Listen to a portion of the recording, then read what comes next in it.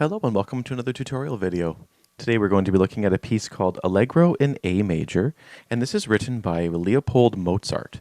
This is a piece that can be found on page 48 and 49 of the Piano Literature Series, Book 3, published through Nancy and Randall Faber's organization called the Piano Adventures.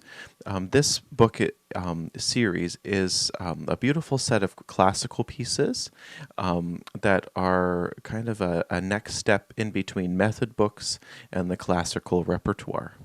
Something that's interesting about this particular piece is this is written by Leopold Mozart, who was Wolfgang Amadeus Mozart's father and teacher as well. As we know, the very famous Wolfgang Amadeus Mozart was a child prodigy and a wonderful composer who ends up being one of the if not more, then definitely most important composers in the classical period, and really helped to usher in a lot of dramatic elements, especially with operatic writing and also with orchestral writing.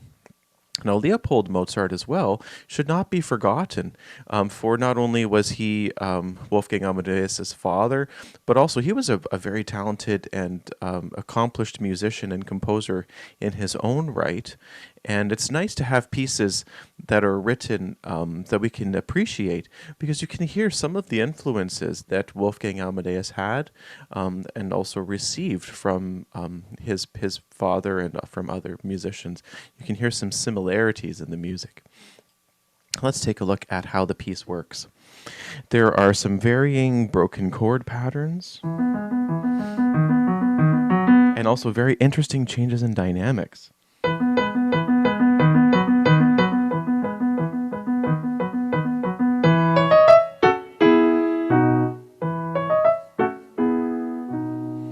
As well, some markings to include pedaling are required, and some very interesting short staccato markings and some slurs. So you want to have that down-up motion and the smooth articulation of each of the staccato markings and slur markings to really create a very intricate performance. As well, there are two main sections to the piece with repeats, but what I'm going to do is skip the repeats today and just play the piece throughout from the first bar right to the end. Let's enjoy this piece, and please hear how the long phrases all work together, and also how the loud and soft dynamics really create an interesting contrast. Here is the piece, the Allegro in A major.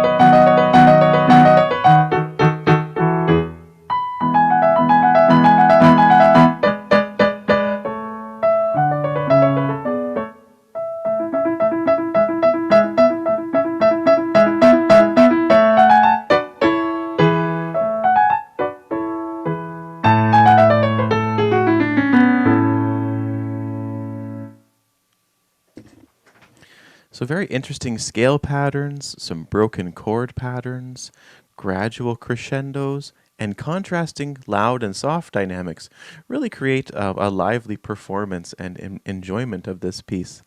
Of course, as is always suggested, it's always good to practice slowly to make sure to have the accurate fingering, and also to make sure to enjoy the dynamics while you're learning the music, so that when you put the piece hands together and start increasing the speed, all of the musical elements are also included and created. Have some fun as you practice this piece, and thank you so much for watching, and we'll see each other again soon for another tutorial. Until then, take care for now.